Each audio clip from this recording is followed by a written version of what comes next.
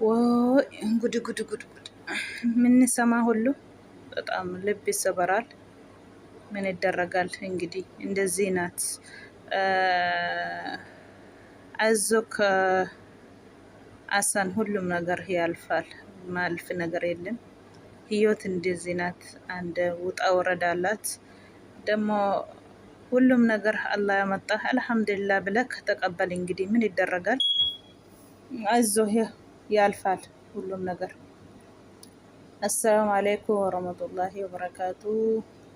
አከም ጀርተኒ ፈያ ኬሰኒ ነጋ ኬሰኒ አላችሁ? አለን እንግዲህ አልሐምዱሊላህ ዛሬ ደርሰናል። ከነጌም አለን፣ ወደፊቱም አላህ ነው፣ አሁንም አላህ ነው ኢንሻአላህ።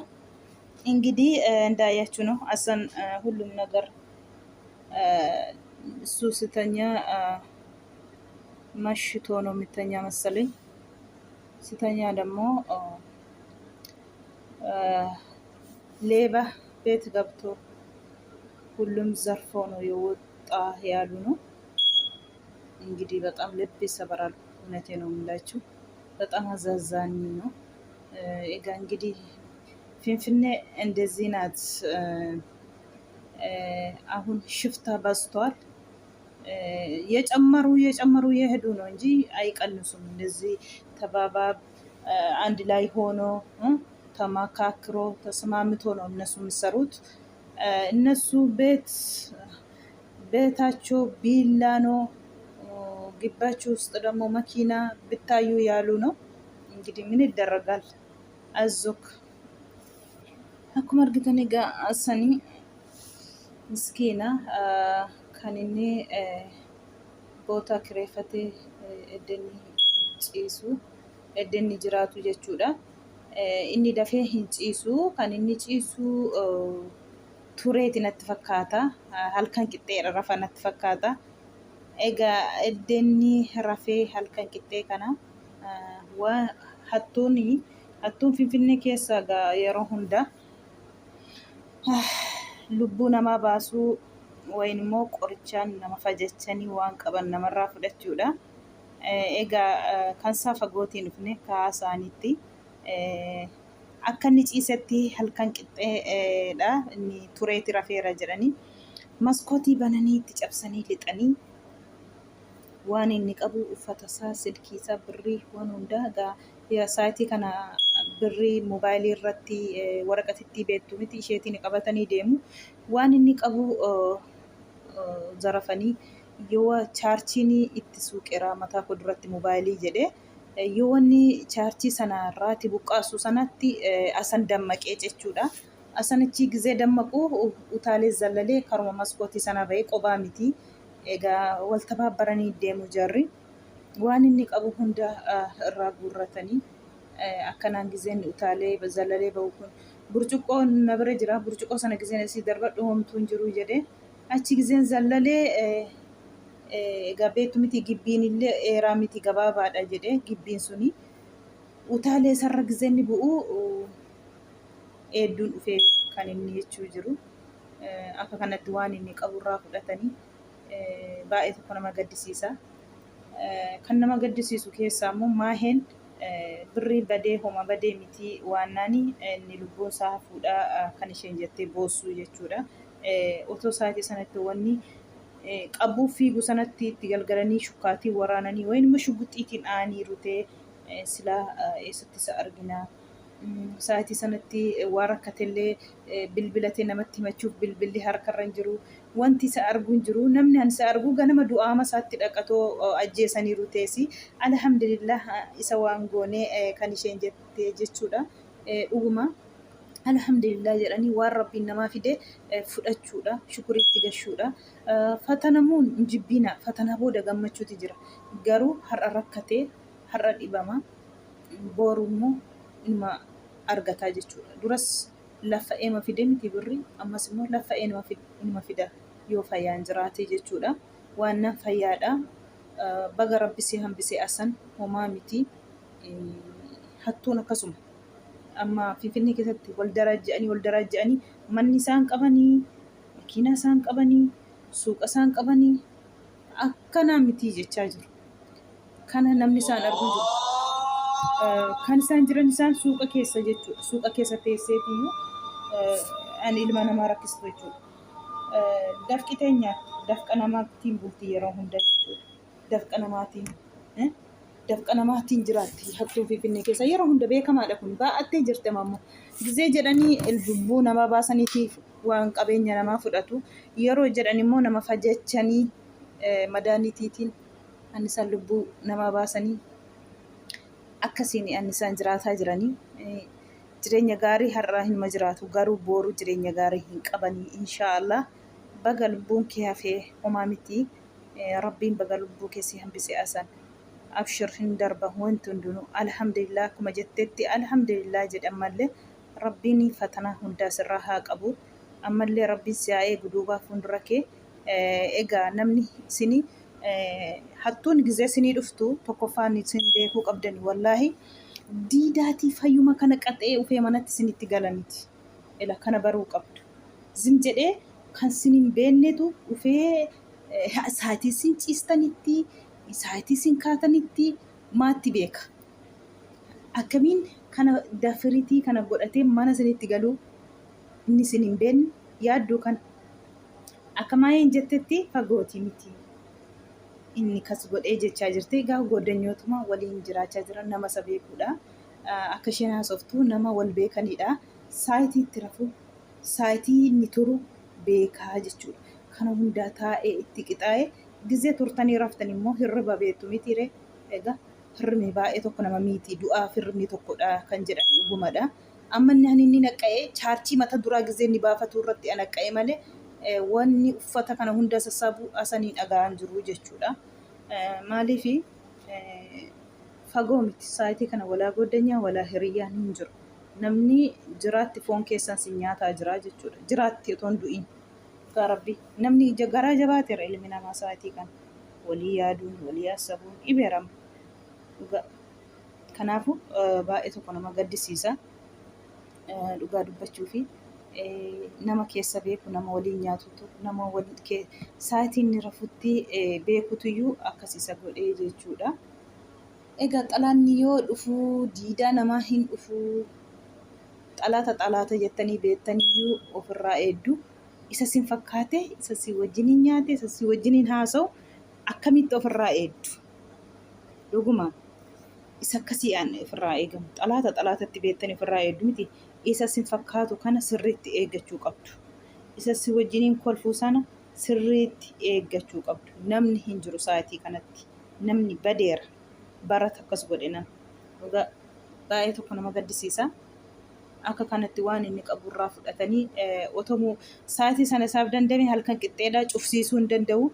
Sila saayitii sanatti waan qabuutiin bilbila ta'e gara biraatiin itti bilbilee cufsiisuu danda'a akka birriin jalaa warazamnee fi saayitii sanatti hin dandeenye lafti halkanii bilbila hin qabu baay'ee tokko rakkisaadha. Akka kanaa waan qaburraa zarafanii fudhataniiru homaa miti. Abshirii rabbiin bakka si haa buusu rabbi si haa kiisu rabbiin kan caalu si haa kennu ol ta'ee argami.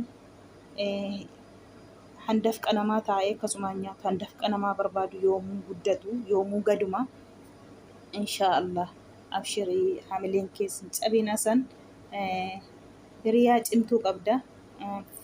Fuuldura dhaabattee si jajjabeessitu yeroo hunda abshir inshaallah. Guyyaan dukkanaa hin darbiti.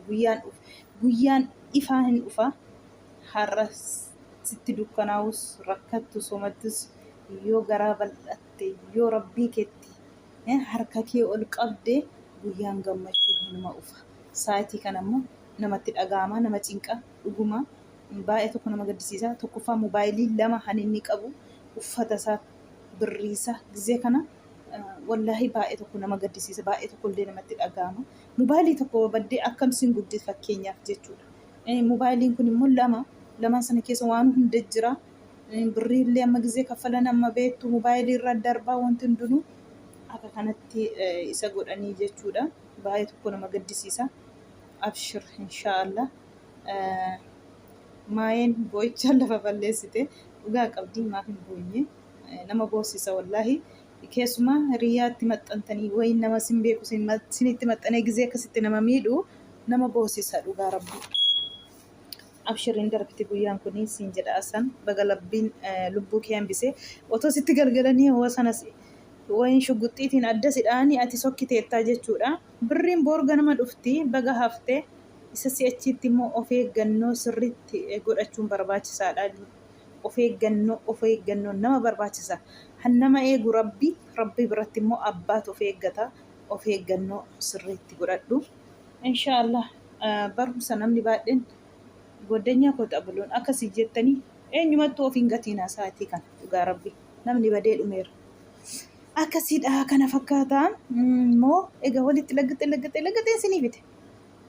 Faranjoonni egaa irreecha baranaa ajaa'iba akka ajaa'ibaatti uffata aadaa garaa uffatanii akkasitti irreecha irratti argamanii dhugaa baay'ee tokko nama gammachiisa. Wallaahi uffata Oromoo aadaa baay'ee kan isaan uffatanii kana Harargee kan maal isinitti hima dhugaa rabbii ani uffata baay'ee annu wallaahi al'aazim uffata akkasiin jedhamne jechuudha. Kan isaan uffatanii achirratti mul'atanii dhugaa rabbii baay'ee tokko maaliif egaa eenyummaa keessan sabni biraa ufeewwa akkasitti isinii calaqqisiisu baay'ee tokko isiniin gammachiisu. Wallaahi ani gammachuun daangana darbee jechuudha. Hattaa faranjii bichaa miti. Arabni illee dhugaa dubbachuuf achirratti argamanii uffata aadaatiin argamte viidiyoo waraabdee addunyaatti agarsiisaa jirti jechuudha. Saba isheetti afaan isheetiin baay'ee tokko nagarrameeti. Irreechi baranaa namni hundinuu nagaatiin otoo walitti gufannoon tokko hin jiriin, otoo lolli tokko hin jiraatiin, otoo waan tokko hin jiraatiin akkasiin uummanni gara Bishooftuus gara Finfinneetis nagaan galee jira jechaa jiru. Keessumaa sabaa sablammoonni kun hangara biraa Itoophiyaa keessaallee achirratti akka ajaa'ibaatti argamanii jiru. Akka kanallee lammiin gara biraa gara Keeniyaa silaa Keeniyaarraa uffannu hin jedhu mitiire. Afrikaarraallee hattaa isheen kun oqandamu maaliif ishee jedhan kana achirraallee dhugaa rabbii namu achirraallee dhufanii afaan Ingiliziitiin dabarsanii hin argee. Nama baay'ee dhugaa rabbii baay'ee akka ajaa'ibaatti eenyummaa keessan gizee lammiin gara biraa daangaa ce'ee dhufee isinii calaqqisiisu isiniin gammachiisu.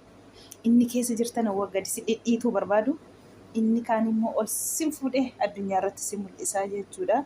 Baay'ee tokko nama dinqisiisadhe baay'ee tokko na gammachiise maaliif hattaa Arabni diresii jechuudha. Arabni diresii illee aadaa Oromoo kan uffattee akka kanatti afaan jaraatiin dabarsaa oolte jechuudha. Ingilizootallee egaa argitu warra faranjoota aadaa Baalee, aadaa Harargee, aadaa Booranaa dhugaa rabbii achirratti quxuriin qaban kan achirratti hirmaatanii jiranii jechuudha. Achirratti argamanii jiranii baay'ee tokko nama gammachiisa. Baay'ee tokko namatti tola. Oluma kaf yoomiyyuu eenyummaan keessan gizee calaqqisu dhugaa nama gammachiisa jechuudha. Wallaahi baay'ee tokko na gammachiisa gizee maaliif inni waliin nyaatanii dhuganii gizee si dhidhiituu barbaadutti gizee kanaa immoo faranjoonni eessarraa kutaa gara hundarraa dhufanii akkasitti achirratti argamanii waaw baay'ee namatti tola. Egaa afaan jaraatiin Ingiliziitiin achirratti daddabarsaa oolanii jechuudha. Innoo baay'ee isaanoo jechi faranjoota bichaa otoo hin ta'in kutaa garagaraarraa dhufeeru baay'ee tokkotti achirratti kan argamee jiru jechuudha. Dhugaa hibziita ajaa'ibsiisate sabaranaa kana jechuudha. Ajaa'ibummaa ta'eera. Tokkoffaan nagaan xumurameeras tokkoffaa achirratti egaa akkuma argitanitti uraagonni illee Tigireen illee alaabaallee Kabbaatallee Walaayitallee Sidaamallee warra nu jaallatu bichaa tafechi keessa warri nu jaallatu achirratti hin argamne warra nu jibbu bichaatu achirratti argame akkasii maaliifi baay'ee tokko na gammachiisee isiniin jedha. Kanaaf walitti qaqqabee laggatee isinii fidee baay'ee namatti tola dhugaa rabbi. Akka argitanitti gabbaash shaashamba fata jedhanii kun qabrarreen asiin nu acabsuuf nu arrabsitee nu xiqqeessitee isheetti fakkaatan yoomuu anuta hin xiqqaannu akkasuma baay'annee addunyaatti mul'anna yoo rabbi jedhe inshaallah. Akka kana fakkaataa irreechillee nagaan xumuramee jira, uummanillee nagaan galee jira. Egaa achirratti ajaa'ibuma kan darbaa jiru kan argines dhugaa nama gammachiisa baay'ee tokkotti jechuudha. Faranjootatu irra caalaa achirratti kan isaan hirmaatanii jiranii. Akkasuma immoo eenyummaa keenyaatiin achirratti kan isaan argaman jechuudha. Aadaa garaagaraatiin dhugaa rabbi baay'ee tokkotti gammadee baay'ee namatti tola dhugaa dubbachuufi. Kanas fakkaataa warri viidiyoon simbira geesse like share godhaa akka keessanitti rabbiin fayyaa isin haa bushu. Viidiyoon koo asumaan haa dhaabbattu nagaan naa turaa isiniin jedha.